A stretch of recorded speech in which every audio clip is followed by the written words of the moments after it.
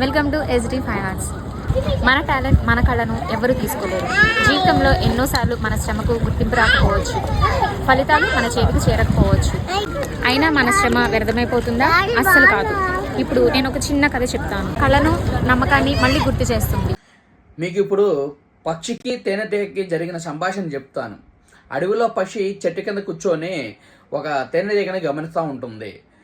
ఆ పువ్వు తిరిగి ఎంతో కష్టపడి తేనెని పోగు చేసుకుంటుంది తేనెటీగ. అప్పుడు ఆ పక్షిని తేనెటీగతో ఇలా అడుగుతుంది, నువ్వు ఎంతో కష్టపడి పోగు చేసుకున్న ఈ తేనెని చివరికి మనిషి తీసుకెళ్ళిపోతున్నాడు కదా, నీకు కొంచెం బాధగా ఉండదా అని. అప్పుడు ఆ తేనెటీగ చిరునవ్వుతో ఇలా అంటుంది, తేనెను సంపాదించడమే నా కళ. నా తేనెను మనిషి దొంగలిస్తున్నాడు కానీ నా కళను కాదు.